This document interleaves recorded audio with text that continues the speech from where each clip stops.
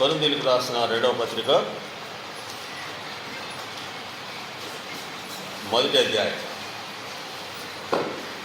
కొరింథీయులకు రాసిన 2వ పత్రిక మొదటి అధ్యాయం 20వ వచనం. అందరం కలిసి చదువుతాం. చదవండి. దేవుని వాగ్దానములు ఎన్నైనను అవన్నీ క్రీస్తునందు అవునన్నట్లుగానే ఉన్నవి గనుక మన ద్వారా దేవునికి మహిమ కలుగుటకై అవి ఆయన వలన నిశ్చయములై ఉన్నవి. ఈ చదువుబడిన వాక్య భాగం గత వారం వాగ్దానములు ఎన్నున్నను అవన్నీ క్రీస్తునందు అవునన్నట్లుగానే ఉన్నవి. కాబట్టి ఈ వాగ్దానము పొందే విషయంలో మనం ఎట్లా ఉండాలి అనేది గత వారం 2 విషయాలు చూసాం. మొదటిది ఏమిటి? హెబ్రీ పత్రిక 4 మొదట్లో వాగ్దానం ఇంకా నిలిచి ఉండవనే, దాన్ని పొందకుండా తప్పిపోదుమేమోనని భయము కలిగి ఉందుము.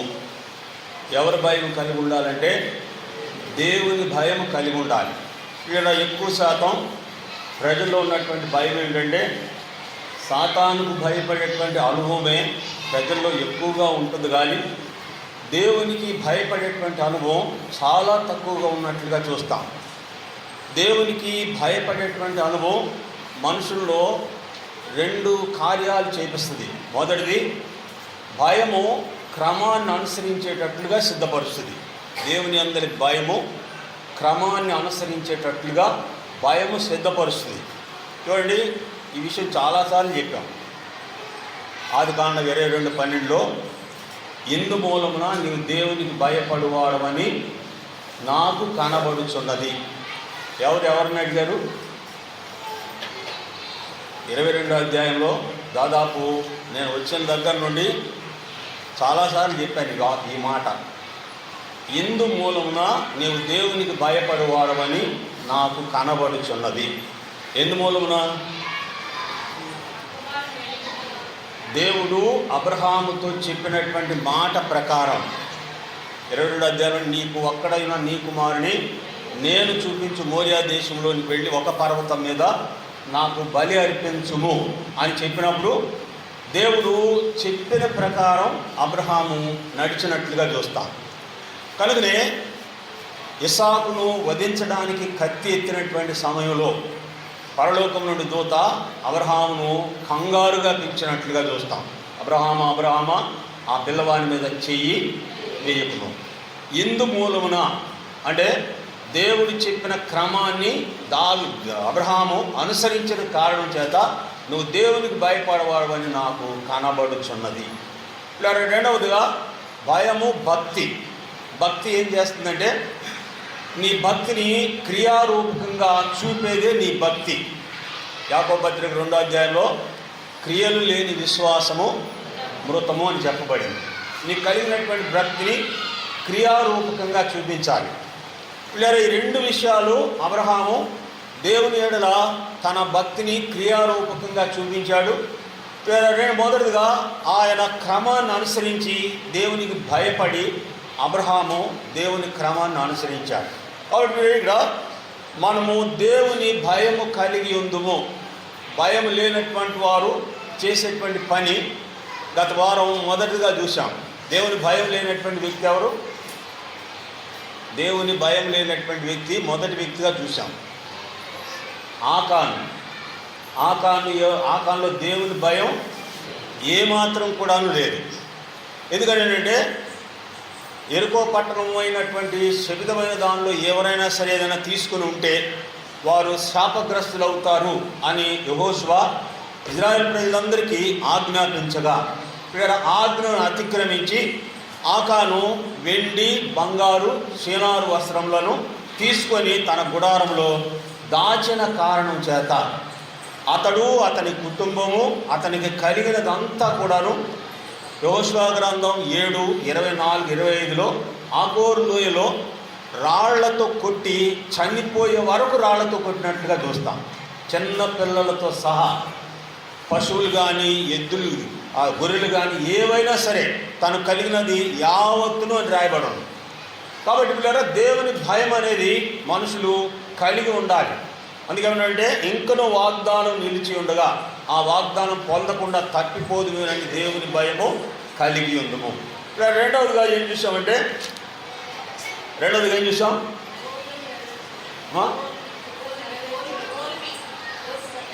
దానికి ముందు ఒక మాట చూసాం. మీరు దేవుని చిత్తమును నెరవేర్చిన వారై.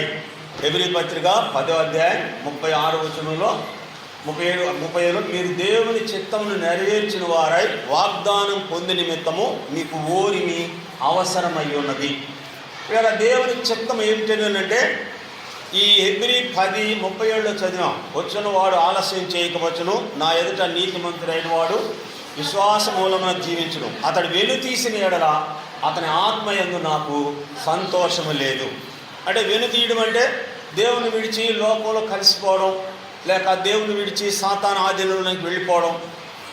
2వ తిమోతి 2వ పేతురు పత్రిక 2వ అధ్యాయంలో వ్రాయబడిన ప్రకారం కుక్క తన వాంతికి తిరిగినట్లు కడుగుబడిన పంది బురదలో తొలినట్టు అన్న సామెత వీరికి తగి ఉన్నది. అంటే వారు ఎక్కడికి వెళ్తున్నారంటే ఏదైతే విడిచిపెట్టేశారో ఇలా దానికే మరలా వారు తిరుగుతూ ఉన్నట్లుగా చూస్తాం. 2వ తిమోతి పత్రిక 4వ అధ్యాయం 10వ వచనంలో దేమ యెహోవా నుండి స్నేహించి నన్ను విడిచి తెస్సలోనికకు వెళ్ళెను అని రాయబడింది. ఇక్కడ ఇజ్రాయేల్ ప్రజలు దేవుని సన్నిధిలో దేవుని మార్గంలో నడుస్తున్నప్పటికీ కూడా ఇక్కడ వారు పేరుకు మాత్రమే దేవుని మార్గంలో నడుస్తున్నారు, కానీ వారి తలంపులు, వారి ఆశలు, వారి కోరికలన్నీ కూడాను ఐగుప్తు మీదే ఉన్నట్లుగా చూస్తాం. ఆహార పదార్థాల విషయంలో దేవుని శోధించినటువంటి ఇజ్రాయేల్ ప్రజలు, మేము ఐగుప్తులో ఉన్నప్పుడు మేము వండుకున్నటువంటి కాకరకాయలు, కేకరకాయలు మాకు జ్ఞాపకం వస్తున్నవి, మా ఎదుట ఈ సారం లేని మన్నా తప్ప మరి ఏమీ మాకు కనబడటం లేదు అని వారు దేవుని సన్నిధిలో సణిగినట్లుగా చూస్తాం. 10:10 ఏమంటాడు? వారు సణిగి సంహారకుని చేత దర్శించిరి అని రాయబడి ఉంది. వారు సణిగి సంహారకుని చేత నశించిరి అని రాయబడి ఉంది. కాబట్టి బిడ్డలారా, దేవుని చిత్తం ఏమిటంటే రక్షించబడినటువంటి వ్యక్తి తిరిగి మరలా లోకంలో కలిసిపోకుండా ఉండడమే దేవుని యొక్క చిత్తమై ఉన్నట్లుగా చూస్తాం. రెండవది ఏం చూస్తామంటే మీరు వాగ్దానం పొంది నిమిత్తమై మీకు ఓరిమి అవసరమై ఉన్నది. అబ్రహాము వాగ్దానం పొందడానికి ఎంతకాలం వేచి ఉండాల్సి వచ్చింది? అబ్రహాముకి ఇచ్చినటువంటి వాగ్దానం, నేను నీకు కుమారుని అనుగ్రహిస్తాను అని దేవుడు వాగ్దానం చేయగా ఆ వాగ్దానం పొందడానికి అబ్రహాముకు పట్టినటువంటి కాలం ఎంత? 25 సంవత్సరాలు. ఆ 25 సంవత్సరాలు ఆలస్యం అవడానికి కారణం ఏంటంటే అబ్రహాము యొక్క ప్రవర్తనే. దేవుడు వాగ్దానం చేసినటువంటి వాగ్దానం క్షణాల్లో నెరవేరిన సందర్భాలను చూస్తాం, రోజులు తరబడ ఉన్నటువంటి సందర్భాలను చూస్తాం, సంవత్సరాల తరబడి వాగ్దానం పొందలేనటువంటి ప్రజలను కూడా చూస్తాం. ఇలా దీనికి కారణం ఏంటంటే వారి ప్రవర్తనే దేవుడు వారికి ఇచ్చినటువంటి వాగ్దానం నెరవేర్పు విషయంలో దేవుడు ఆలస్యం చేస్తున్నటువంటి సందర్భాలను చూస్తాం. కాబట్టి ఇక్కడ ఈ 2 విషయాలు చూస్తాం. మొదటిది, వాగ్దానం పొందకుండా తప్పిపోదామేనని దేవుని భయం కలిగి ఉండాలి. రెండవది, దేవుని చిత్తము నెరవేర్చి అనగా దేవుని విడిచి లోకంలో కలిసిపోకుండా ఆయన రాక పర్యంతము ఆయన సన్నిధిలో నేను నిరంతరం నిలిచేటువంటి అనుభవం. ఇక్కడ మూడవదిగా, వాగ్దానం పొందడానికి మీకు ఓరిమి అవసరమై ఉన్నది. నాలుగవదిగా చూస్తాం, చూడండి. మూడవదిగా చూస్తాం హెబ్రీయులకు రాసిన పత్రిక 11వ అధ్యాయం 11వ వచనం. హెబ్రీ పత్రిక 11వ అధ్యాయం 11వ వచనం. విశ్వాసమును బట్టి శారాయు వాగ్దానం చేసిన వాడని నమ్మదగిన వాడని ఎంచుకొని కనుక తాను వయసు గతించినదైనను గర్భము ధరించుటకు శక్తిని పొందెను. ఇక్కడ శారా వయసు గతించినప్పటికీ వాస్తవంగా శారా బిడ్డను కనేటువంటి వయసు ఏమాత్రం కూడాను కాదు. ఆదికాండం 18వ అధ్యాయంలో అబ్రహాముకు దేవుడు ప్రత్యక్షమయ్యి మీదిటికి నీ కవిట నీకు కుమారుడు ఉంటాడు అని చెప్పినప్పుడు ఇక్కడ శారా ఎక్కడ ఉండేది? వెనక గుడారంలో ఉండి విన్నటువంటి శారా నవ్వినట్లుగా చూస్తాం. లేదా నవ్వగానే దేవుడు శారా నవ్వనేలా అనేటప్పటికి శారా భయపడిపోయినట్లుగా చూస్తాం. నేను నవ్వలేదు అనేటప్పటికి లేదు నువ్వు నవ్వావు అని దేవుడు ఖచ్చితంగా చెప్పినట్లుగా చూస్తాం. ఆ మాటకు శారా దేవుని మాట మీద సంపూర్ణమైనటువంటి విశ్వాసము కలిగినట్లుగా చూస్తాం. అందుకేంటంటే వయసు గతించినను గర్భము ధరించుటకు శక్తి పొందెను. లేదా ఈ శక్తి ఎక్కడ నుండి వచ్చింది? ఈ శక్తి శారాకు ఎక్కడ నుండి వచ్చింది? ఇందాక మనం చదివాం, వాగ్దానం చేసిన వాడు నమ్మదగిన వాడు. వాగ్దానం చేసినటువంటి దేవుడు నమ్మదగిన వాడే. కానీ ఆయనను అనుసరించేటువంటి ప్రజలు ఎలాంటి వారు అంటే 2 తిమోతి 2:13 వ్రాయబడిన ప్రకారం ఆయన నమ్మదగిన వాడు, కానీ మనము నమ్మదగని వారము. నమ్మదగిన వారం అంటే అర్థం ఏంటంటే మనం అనుకున్నటువంటి విషయాలన్నీ జరిగేంత వరకు పిల్లల దేవుని వెంబడించడంలో మనల్ని మించినటువంటి వ్యక్తులు ఈ ప్రాంతంలో కాదు, లేక ఏ దేశంలోనే ఉండరు. పిల్లలు అనుకున్నది జరగలేదు అని అనుకుంటే పిల్లల మన విశ్వాసం ఎట్లా ఉంటుందంటే ఒక్క దెబ్బతో లేచిపోద్ది. ఒకసారి ఓ సహోదరి తన కుమార్తె యొక్క కుటుంబ విషయంలో చిన్న ఘర్షణ వచ్చి ఆమె కుమార్తె ఇంటికి వచ్చేసింది. ఆమె ప్రార్థన చేసేది ఏమిటంటే, ప్రభువా నువ్వు అంటూ ఉంటే నా కుమార్తె కాపురాన్ని చక్కబరచాలి. ఏమాటది? నువ్వు అంటూ ఉంటే అంటే ఉన్నాడో లేదు ఆమె కూడా తెలియదు. నువ్వు అంటూ ఉంటే నా కుమార్తె కాపురం చక్కబడాలి. నమ్మదగిన వాడికి నమ్మదగని వాడికి ఉన్నటువంటి తేడా ఏంటంటే ఇలా దేవుడు ఇచ్చినటువంటి ప్రతి మాట ఎక్కడా కూడాను తప్పిపోయినటువంటి సందర్భాలను చూస్తాం.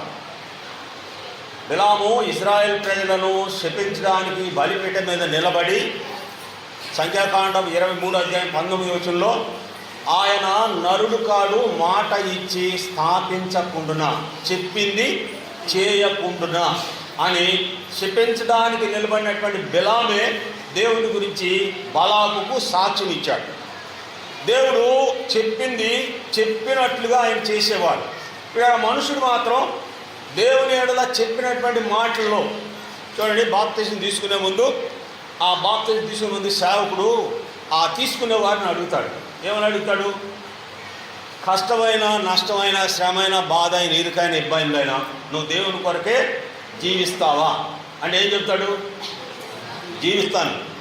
ఎవరు ఎన్ని మాటలన్నా, ఎవరు నన్ను కాదన్నా నేను ప్రభు కొరకే జీవిస్తాను అని దేవుని సన్నిధిలో నిలిచి చెప్పినటువంటి ఈ మాట వేరే కుటుంబం యొక్క ఆ కార్యక్రమాల్లో, ఏదైనా కుటుంబ పక్షంగా జరిగే కార్యక్రమాల్లో వెళ్ళవలసి వచ్చినప్పుడు నేను లోకానికి వేరుగా ఉంటాను, నీ కొరకే జీవిస్తాను అని చెప్పినటువంటి ఈ మనుషుడే వేరే కుటుంబ పక్షంగా ఏదైనా కార్యాలు వచ్చినప్పుడు లోక సంబంధమైనటువంటి ఆచారాలకు లోనైపోయినటువంటి ప్రజలను కోకొలలుగా చూస్తాం. అంటే ఇరుకైన, దుఃఖమైన, కష్టమైన, నష్టమైన నువ్వు దేవుని కొరకు జీవిస్తావంటే నేను ఖచ్చితంగా జీవిస్తాను అని చెప్పినటువంటి మాట లేదా వారి యొక్క జీవితంలో అనతి కాలంలోనే తప్పిపోయేటువంటి ప్రజలను చూస్తాం. అందుకే పౌలు అన్నాడు, ఆయన నమ్మదగిన వాడుగా ఉన్నను మనం నమ్మదగని వారమై ఉన్నాము అని. ఎందుకు అనవలసి వచ్చిందంటే దేవుడు నమ్మదగిన వాడైనప్పుడు ఆయనను అనుసరించేటువంటి వారు కూడాను అంతే నమ్మకంగా ఉండాలి. శారా గర్భం ధరించడానికి మూల కారణం ఏంటంటే వాగ్దానం చేసిన వాడు నమ్మదగిన వాడని ఎంచుకొని వయస్సు గతించినను గర్భము ధరించుటకు శక్తి పొందెను. అందుకే యేసుప్రభు అన్నాడు, యాయిరు తన కుమార్తె చాలా సిద్ధమై ఉన్నది, నువ్వు వచ్చి నా కుమార్తెను బ్రతికించమన్నప్పుడు ప్రభువు యాయిరు ఎంట బయలుదేరి వస్తున్న సందర్భాన్ని చూస్తాం. మార్క్స్ వార్త 5వ అధ్యాయంలో. వేరే మధ్యలో వస్తూ ఉంటుండగా రక్తస్రావం గల స్త్రీ వలన కొంత ఆలస్యమైనట్లుగా అక్కడ చూస్తాం. ఆ ఆలస్యంలో యాయిరు కుమార్తె చనిపోయింది. ఇంకా యేసు ప్రభు యాయిరు ఎంట నడిచి వెళుతున్నాడు. ఇక్కడ పనివారు వచ్చి అన్నాడు, ఇక నువ్వు బోధకుడిని కష్టపెట్టవద్దు, నీ కుమార్తె చనిపోయింది అని అన్నాడు. ఇక్కడ ప్రభు అన్నాడు, యేసు ప్రభు వెంటనే ఏమన్నాడు, నమ్మకం మాత్రం ఉంచుము, నీ కుమార్తె చనిపోలేదు అని అన్నాడు. నమ్ముట నీ వలనైతే నమ్మువానికి సమస్తము సాధ్యమే అన్నాడు. వెంటనే అతడు ఏమన్నాడంటే, ప్రభువా నమ్ముచున్నాను, అపనమ్మకత్వం లేకుండా చేయమని ప్రభువుని వేడుకున్నట్లుగా చూస్తాం. అప్పుడు ప్రభు అన్నాడు, నమ్ముట నీ వలనైతే నమ్మువానికి సమస్తము సాధ్యమే అనగానే అతడు అన్నాడు, ప్రభువా నేను నమ్ముచున్నాను, అపనమ్మకత్వం లేకుండా చెయ్యి అని చెప్పగా ప్రభు ఇంట్లోకి వెళ్ళగానే ఆమెను చూసి వేడుస్తున్నటువంటి వారందరినీ ప్రభు బయటకు పంపించేసి ఆమెను బ్రతికించినట్లుగా చూస్తాం. కాబట్టి మీరు ఇక్కడ సారా వయసు గతించినను గర్భము ధరించుటకు శక్తి పొందడానికి ఉన్నటువంటి మూలం ఏమిటంటే, వాగ్దానం చేసినటువంటి వాడు నమ్మదగిన వాడు ఎంచుకొని వయసు గతించినను గర్భము ధరించుటకు శక్తి పొందెను. కాబట్టి ఇది మూడవదిగా చూస్తాం. నువ్వు వాగ్దానం పొందాలి అని నువ్వు అనుకుంటే నువ్వు దేవుని ఎడల ఎట్లా ఉండాలి? నమ్మకంగా ఉండాలి. ఆయన నీ ఎడల ఎంత నమ్మకంగా ఉన్నాడో నీవు కూడాను ఆయన ఎడల అంత నమ్మకంగా ఉన్నప్పుడు మాత్రమే ఆ దేవుడు నీకు ఇచ్చినటువంటి వాగ్దానాన్ని ఆయన నెరవేరుస్తూ ఉన్నట్లుగా చూస్తాం. నాలుగవదిగా చూస్తాం, చూడండి. మొదటి రాజుల గ్రంథం 2వ అధ్యాయం 24వ వచనం. మొదటి రాజుల గ్రంథం 2వ అధ్యాయం. నన్ను స్థిరపరిచి నా తండ్రి సింహాసనం మీద నన్ను ఆసీనుడిగా చేసి తన వాగ్దాన ప్రకారం నా కుటుంబము కలగజేసిన. ఎవరంటున్నారు ఇక్కడ? ఈ మాట ఎవరంటున్నారు? ఈ మాటలు ఎవరు మాట్లాడుతున్నారు? మీకు బైబిల్తో సంబంధం అసలు ఏమీ లేదు. మీరు అనుదినం మీ వాక్య భాగం చదువుతున్నారు లేదు నాకు తెలియదు, కానీ ఈ మాట ఎవరు మాట్లాడుతున్నారు అంటే ఎవరు మాట్లాడుతున్నారు? సొలొమోను ఏమన్నాడు? నా కుటుంబ పక్షంగా నీవు ఇచ్చినటువంటి వాగ్దానం నాకు కుటుంబం కలుగజేసెను. దేవుడు దావీదుతో వాగ్దానం చేశాడు. దావీదు కుటుంబ పక్షంగా దేవుడు దావీదుతో వాగ్దానం చేశాడు. ఏ వాగ్దానం అది? చూడండి, 2వ సమూయేలు గ్రంథం 7వ అధ్యాయం 12వ వచనం. 2వ సమూయేలు గ్రంథం 7వ అధ్యాయం 12వ వచనం. నీ దినములు సంపూర్ణమగునప్పుడు నీవు నీ పితరులతో కూడా నిద్రించిన తరువాత నీ గర్భంలో నుండి వచ్చిన నీ సంతతిని హెచ్చించి రాజ్యమును అతన్ని స్థిరపరచుదును. అతడు నా నామ ఘనత కొరకు ఒక మందిరము కట్టించును. అతని రాజ్య సింహాసనము నేను నిత్యము స్థిరపరిచెదను. నేను అతనికి తండ్రి అయ్యుండును, అతడు నా కుమారుడై ఉండును. అతడు పాపము చేసిన యెడల నరుల దండముతోనూ మనుషులకు తగులు దెబ్బలతోనూ అతను శిక్షింతును గాని నిన్ను స్థాపించుటకై నేను కొట్టివేసిన సౌలునకు నా కృప దూరమైనట్లు అతనికి నా కృప దూరము చేయను. ఇక్కడ నా తండ్రికి ఇచ్చినటువంటి వాగ్దాన ప్రకారము నా కుటుంబమును సిద్ధపరిచిన యెహోవా. ఇక్కడ కుటుంబ పక్షంగా తీసుకున్నటువంటి వాగ్దానాలను చూస్తాం. ఇక్కడ దావీదు కుటుంబ పక్షంగా చేసినటువంటి వాగ్దానం సొలొమోనుకు కుటుంబాన్ని సిద్ధపరచటలో దావీదు చెప్పినటువంటి మాటను సొలొమోను అక్షరాల పాటించినట్లుగా చూస్తాం. దావీదుతో దేవుడు వాగ్దానం చేశాడు. ఆ వాగ్దానం నెరవేర్పును సొలొమోనుకు తెలియపరిచినటువంటి దావీదు చెప్పినటువంటి మాటలన్నిటినీ సొలొమోను అనుసరించి జీవించినట్లుగా చూస్తాం. చూడండి, మొదటి రాజుల గ్రంథం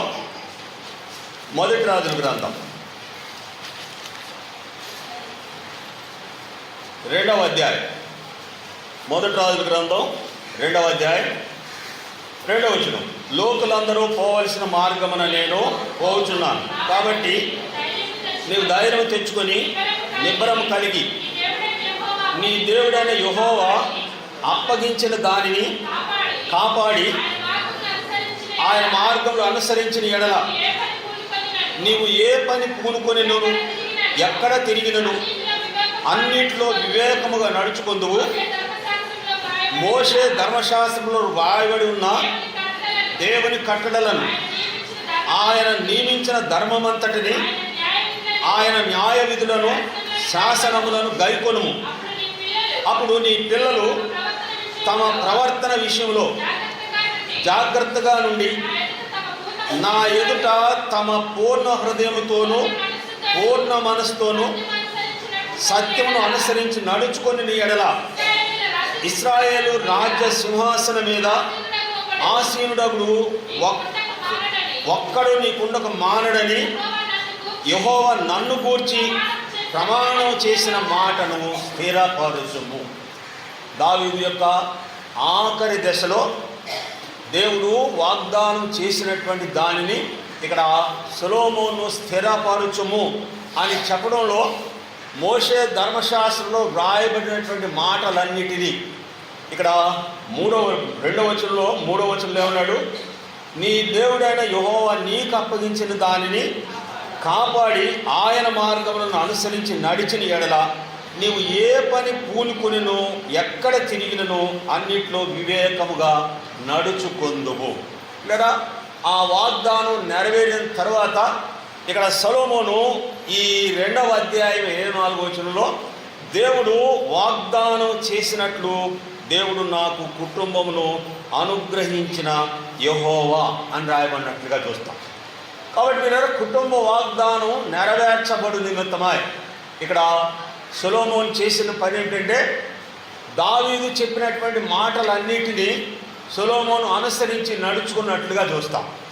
కుటుంబ వాగ్దానం తీసుకున్నంత మాత్రాన నీకు ఇచ్చినటువంటి వాగ్దానం నెరవేరుతుంది అని నీవు అనుకుంటే వేరా యోహాను రాసిన మొదటి పత్రిక 4వ అధ్యాయం 6వ వచనంలో భ్రమపరుచు ఆత్మ అని రాయబడి ఉన్నది.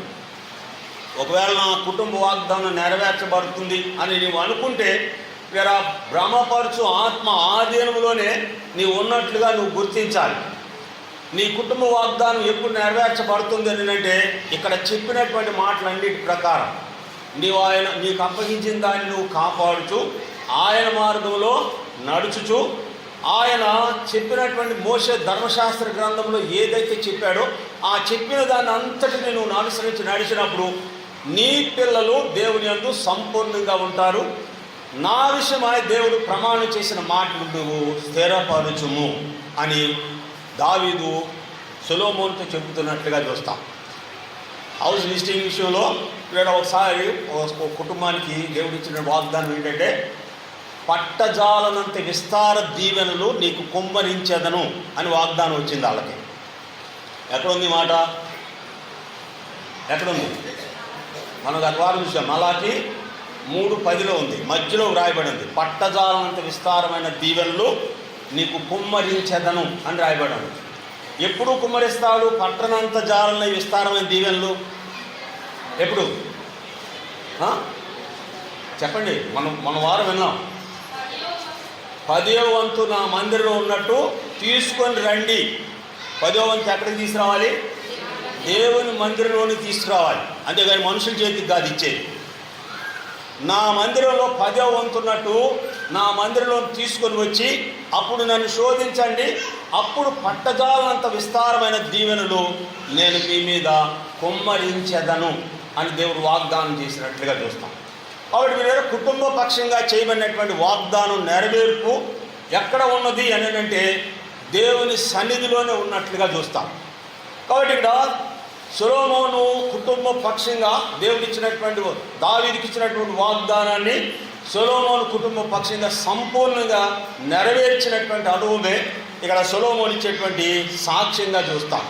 వాగ్దానం బట్టి దేవుడు నా కుటుంబాన్ని సిద్ధపరిచిన యెహోవా అని చెప్పడంలో సొలొమోను చేసినటువంటి పని తన తండ్రి చెప్పినటువంటి మాటలను అక్షరాల పాటించినట్లుగా చూస్తాం. 5వదిగా చూస్తాను చూడండి. పేతురు రాసిన 2వ పత్రిక 1వ అధ్యాయం 4వ వచనం. పేతురు రాసిన మొదటి పత్రిక 2వ పత్రిక 1వ అధ్యాయం 4వ వచనం. 2వ పేతురు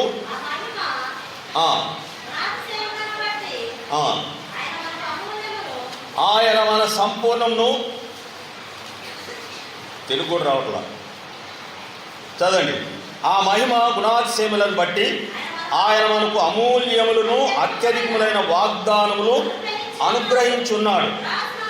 దురాశలను అనుసరించి నడుచుట వలన లోకమందు భ్రష్టత్వము ఈ వాగ్దానము మూలముగా మీరు తప్పించుకొని దేవ స్వభావము పాలివారగునట్లు వాటిని అనుగ్రహించెను.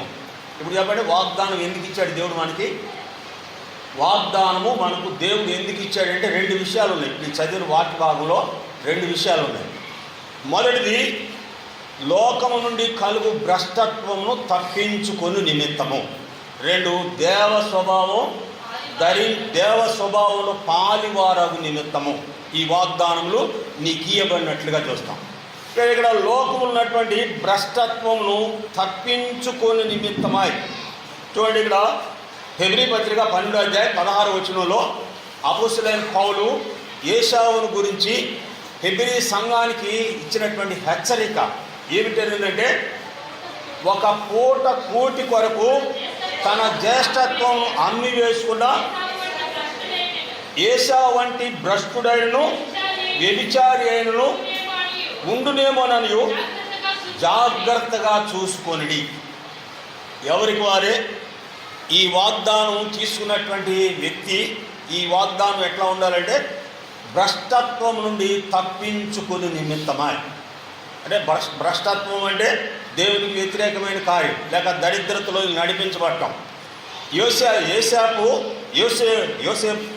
ఏశావు తన జ్యేష్ఠత్వాన్ని, ఒక పూట కూటి కోసం తన జ్యేష్ఠత్వాన్ని అమ్మి వేసుకున్నటువంటి భ్రష్టుడు అని రాయబడినట్లుగా చూస్తాం. దేవుడు ఇర్మియాతో మాట్లాడుతూ భ్రష్ట సంతానమా అని ఇజ్రాయెల్ ప్రజలను ఉద్దేశించి పలికినట్లుగా చూస్తాం. ఇజ్రాయెల్ ప్రజలు ఎట్లు భ్రష్టులైపోయి, భ్రష్ట సంతానమా తిరిగి రమ్మని నీ దేవుడు సెలవిచ్చుచున్నాడు అని రాయబడినట్లుగా చూస్తాం. కాబట్టి మీరు ఈ వాగ్దానం ఎందుకు ఇవ్వబడిందంటే, లోకములో ఉన్నటువంటి భ్రష్టత్వమును తప్పించుకొని, రెండవది దేవ స్వభావంలో పాలివారగునట్లు. నువ్వు దేవ స్వభావంలో పాలివాడుగా ఎంచబడాలి అంటే, లోకము నీ యందు ఏమాత్రం ఉండకూడదు, నువ్వు లోకములో ఏమాత్రం కూడా ఉండకూడదు. ఈ 2 విషయాలు అపోస్తలుడైన పౌలు గలతీయులకు రాసినటువంటి పత్రికలో ఈ 2 విషయాలు వ్యక్తపరిచాడు. మొదటిది, గలతీ పత్రిక 2వ అధ్యాయం 20వ వచనంలో, నేను క్రీస్తుతో కూడా సిలువ వేయబడి ఉన్నాను, ఇకను జీవించువాడను నేను కాను అన్నాడు. తర్వాత 6వ అధ్యాయం 14వ వచనంలో, సిలువ యందు తప్ప మరి దేవి యందు నేను అతిశయపడు నాకు దూరం అవుదుగాక. ఇందు నిమిత్తమై లోకమునకు నేను లోకమునకు సిలువ వేయబడి ఉన్నాము. అంటే లోకం అంటే పౌలుకు ఏమాత్రం తెలియనటువంటి స్థితిని చూస్తాం. చూడండి, నేను సంఘటన చెప్తాను. నేను ఉద్యోగం చేసే విషయం అప్పుడు మా పార్ట్నర్స్ ఇద్దరు ఉండేవాళ్ళు. ఒక ఆయన పిన్నమనేని వెంకటేశ్వరరావు గారు, ఒక ఆయన సూర్యరెడ్డి వెంకటేశ్వరరావు గారు. ఈ పిన్నమనేని వెంకటేశ్వరరావు గారు డాక్టరు. ఆయన ఇప్పుడు పెద్దోటిపల్లిలో హాస్పిటల్ ఉంది చేశారా, ఆయన దాని ఓనరు. ఈయన ఒకసారి, అంటే అప్పుడు నేను సినీ పరిశ్రమలో పనిచేస్తున్నాను, అక్కినేని నాగేశ్వరరావు గారు మేము చేసేటువంటి డిస్ట్రిబ్యూటర్ కంపెనీకి వచ్చాడు. ఆ సమయానికే ఈ డాక్టర్ గారు వెళ్ళేటప్పటికి ఆ డిస్ట్రిబ్యూటర్ ఓనరు ఈ డాక్టర్ గారికి బావగారు అవుతారు. ఇలా ఈయన ఈ పిన్నమనేని వెంకటేశ్వరరావు గారిని అక్కినేని నాగేశ్వరరావుకి పరిచయం చేశాడు. సార్, ఈయన ఎంఎస్ డాక్టరు, ఫలానా హాస్పిటల్లో హెడ్ అని చెప్పేటప్పటికి ఇక్కడ ఆయన సెకండ్ తీసుకుంటే ఏమన్నాడంటే, మీరేం చేస్తారని అడిగాడంట. ఎవరిని అడిగాడు? అక్కినేని నాగేశ్వరరావు అని మీరేం చేస్తారని అడిగాడంట. అక్కినేని నాగేశ్వరరావు మర్చిపోయిందంట, 5 నిమిషాలు మాట్లాడలేదంట. అంటే అక్కినేని నాగేశ్వరరావు తెలియని వాళ్ళు ఎవరుంటారు లోకంలో? ఎవరు ఉంటారా? ఎవరు ఉండరు. లేరు. ఆ మాట అడిగేటప్పటికి ఆ డిస్ట్రిబ్యూటర్ ఓనర్ అడిగాడంట, ఈయన ఏం చేస్తాడేంటంటే పొద్దున్నే హాస్పిటల్కి వస్తాడంట, మధ్యాహ్నం ఇంటికి వెళ్ళిపోతాడంట, భోజనం చేస్తాడంట, మళ్ళీ సాయంత్రం 5ంటికి వస్తాడంట, 10ంటికి ఇంటికి వెళ్ళిపోతాడంట. ఇది తప్ప ఆయనకి ఏమి తెలియదు అన్నాడు. అంటే లోకమునకు నేను లోకమునకు సిలువ వేయబడి ఉన్నా అంటే అర్థం ఏంటంటే, లోకంలో విషయాలు ఏవి కూడాను నా యందు ఉండవు. లోక విషయాలు నీలో ఉన్నప్పుడు భ్రష్టత్వం తప్ప దేవ స్వభావం నీలో ఏమాత్రం కూడా ఉండదు. నీవు దేవ స్వభావంలో పాలివారగా అవ్వాలి అని అంటే ఇక్కడ పౌలు చెప్పినట్లుగా శరీరానికి, లోకానికి, పాపానికి సిలువ వేయబడాలి. లోకము నీలో ఏమాత్రం కూడా ఉండకూడదు, నువ్వు లోకంలో ఏమాత్రం కూడా ఉండకూడదు. అందుకే పరమగీతంలో 2వ అధ్యాయంలో తన సంఘం ఎట్లా ఉన్నదో ప్రియుడు వర్ణించిన సందర్భాన్ని చూస్తాం.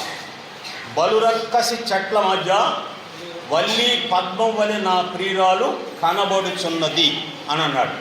బలురక్కసి చెట్లు అంటే లోక సంబంధమైనటువంటి మనుషులు, హాని చేసేటువంటి వారు, ఏమాత్రం కూడా దయా దాక్షాణ్య లేనటువంటి వారే ఈ బలురక్కసి చెట్లకు సాదృశ్యంగా చూస్తాం.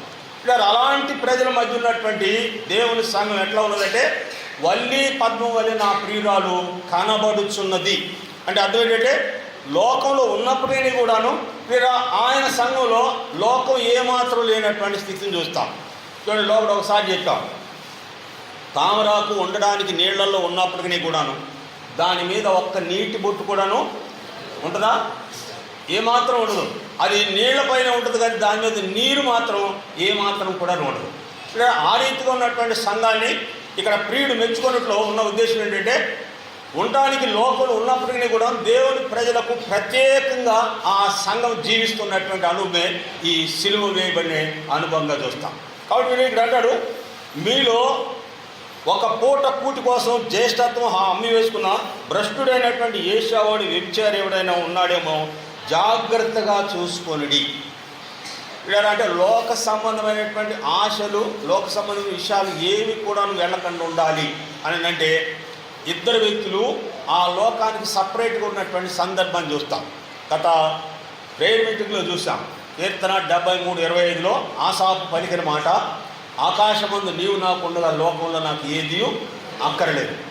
సామెతల గ్రంథం 30వ అధ్యాయం 5, 7, 6, 7 వచనాల్లో నేను చనిపోకముందు 2 మనవులు చేసుకుంటున్నాను, పేదరికమునైనను ఐశ్వర్యమైనను నాకు కలుగు చేయకము, తగినంత ఆహారం మాత్రమే నాకు అనుగ్రహించుము.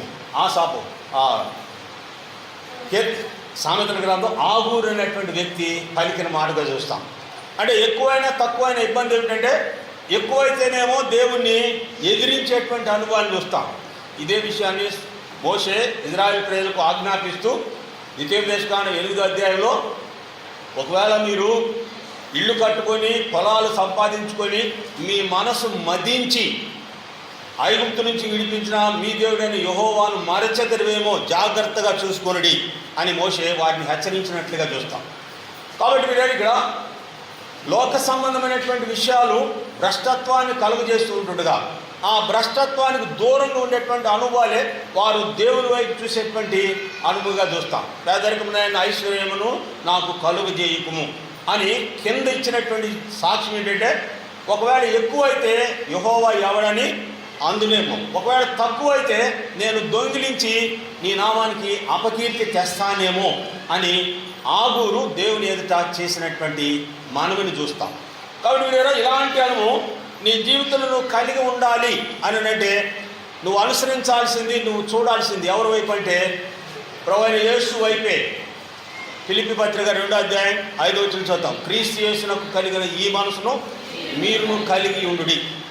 ఆయన కలిగినటువంటి మనసు లోకంలో 33 సంవత్సరాల కాలం ఉన్నప్పటికీ కూడా ఆయన దృష్టి అంతా కూడా దేవుని వైపు ఉన్నట్లుగా చూస్తాం.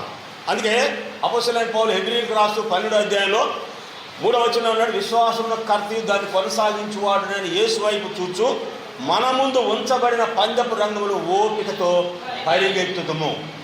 కొలసీలకు రాస్తూ అన్నాడు 3వ అధ్యాయంలో, మీరు క్రీస్తుతో కూడా చనిపోయిన వారైతే పైనున్న వాటినే వెతకుడి. అక్కడ క్రీస్తు ఉన్నాడు, మన జీవము క్రీస్తు యందు భద్రపరచబడి ఉన్నది. ఆ తర్వాత రాయబడిన మాట చదవండి.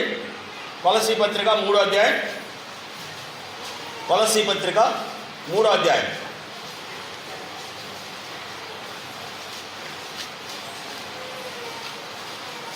కొలసీ పత్రిక 3వ అధ్యాయం 3వ వచనం, భూ సంబంధమైన వాటి మీద మనసు పెట్టకుడి, ఏలయనగా మీరు మృతి పొందితిరి, మీ జీవము క్రీస్తుతో కూడా దేవుని యందు దాచబడి ఉన్నది. మనకు జీవమై ఉన్న క్రీస్తు ప్రత్యక్షమైనప్పుడు మీరును ఆయనతో కూడా మహిమయందు ప్రత్యక్ష పరచబడుదురు. అంటే రెండవది, ఈ లోకం భ్రష్టత్వం తప్పించుకొని దేవ స్వభావంలో పాలివారగునట్లు. ఇక్కడ క్రీస్తు ప్రత్యక్షమైనప్పుడు ఆయన మహిమయందు ప్రత్యక్ష పరచబడుదురు. 5వ వచనం. కావున భూమి మీద ఉన్న మీ అవయవములను అనగా జారత్వమును, అపవిత్రతను, కామతురాతను, దురాశను, విగ్రహారాధనను, ధనాపేక్షను చంపివేయుడి. ఈ చదివిన అన్నీ కూడాను నీకు భ్రష్టత్వం కలుగజేసేయే. విగ్రహారాధన కానీ, ధనాపేక్ష కానీ, దురాశ కానీ, ఇవన్నీ కూడాను నీకు భ్రష్టత్వాన్ని కలుగజేసేదే. చూడండి, విగ్రహారాధికులు అగ్ని గంధకములు మండుగుండంలో పాలు పొందుదురు అని బైబిల్ చెబుతూ, క్రైస్తవులు కూడా ఇదే చెబుతూ, క్రైస్తవులు ఇళ్లలోనే విగ్రహాలు పెట్టుకున్న వాళ్ళని చూస్తాం. అంటే విగ్రహారాధికుడు ఎక్కడికి వెళ్తాడనేది నీకు తెలిసి కూడా విగ్రహాన్ని పెట్టుకున్నావు అని అంటే ఈ యుగ సంబంధమైన దేవత అవిశ్వాసైన నీ మనోనేత్రాలకు గుడ్డితనము కలుగజేయడమే దానికి మూలంగా చూస్తాం. ప్రభువైన యేసుక్రీస్తు వారి సమరయతో చెప్పిన మాట, దేవుడు ఆత్మ కనుక ఆయనను ఆరాధించేవారు ఆత్మతో సత్యంతో. ఇక్కడ ఆత్మకు ఏ విధమైనటువంటి రూపాన్ని ఎవరు ఇవ్వకూడదు. దేవుడు యెషయాతో చెప్పిన మాట, మీరు నన్ను దేనితో పోల్చుదురు, ఎవరితో సమానం చేతురు. ఈ సృష్టిలో ఉన్నటువంటి ప్రతిదీ కూడాను దేవుడు సృష్టించిందే. ఇక్కడ మనుషులు ఈ సృష్టిలో ఉన్నటువంటి రూపాలకు మనుషులు మార్చివేస్తూ ఉన్నట్లుగా చూస్తాం. అంటే ప్రభువైన యేసుక్రీస్తు వారు ఈ లోకంలో నిజమైనటువంటి ప్రభువైన యేసుక్రీస్తు వారు ఎక్కడ ఉన్నారు ప్రస్తుతం అంటే ఆయన తండ్రి కుడిపార్శ్వమున మనుషులందరి కొరకు విజ్ఞాపన చేయించున్నాడు అని రాయబడి ఉంది హెబ్రీ పత్రిక 4వ అధ్యాయంలో. ఇక్కడ మరి నిజమైనటువంటి యేసు ప్రభు పరలోకంలో ఉంటే ఈ లోకంలో ఉన్నటువంటి యేసు ప్రభు ఎవరు? ఈ లోకంలో ఉన్న యేసు ప్రభు ఎవరు చెప్పండి? విగ్రహ రూపంలో మనుషులు ఇళ్లలో ఉన్నటువంటి ఈ లోక సంబంధమైన యేసుక్రీస్తు ప్రభు ఎవరంటే 2 కొరింథీ 8వ అధ్యాయం 14వ వచనంలో, ఇందుకు ఆశ్చర్యపడవలసిన పని లేదు, సాతాను తానే వెలుగుదూత వేషం ధరించుకునుట గొప్ప సంగతి కాదు, వారి పరిచారకులు దొంగ అపొస్తలుల వేషం ధరించుకున్న వారై అని రాయబడినట్లుగా చూస్తాం. కాబట్టి విధంగా లోకమందు ఉన్నటువంటి భ్రష్టత్వం నుండి తప్పించుకోవాలి అనేది ఇక్కడ చెప్పినటువంటి మాటలు 5 విషయాలు ఇక్కడ రాయబడినట్లుగా చూస్తాం. ఇక్కడ ఏమంటాడంటే దురాశను, జారత్వమును, అపవిత్రతను, కామరతను, దురాశను, వాటి వలన దేవుని ఉగ్రత అవిధేయులైన వారి మీదకి వచ్చును. కాబట్టి ఇక్కడ ఈ వాగ్దానం నీకు ఎందుకు ఇవ్వబడింది అంటే లోకంలో ఉన్నటువంటి భ్రష్టత్వాన్ని తప్పించుకొని దేవ స్వభావంలో పాలివారవుటకు ఈ వాగ్దానాలు నీకు అనుగ్రహించబడినట్లుగా చూస్తాం.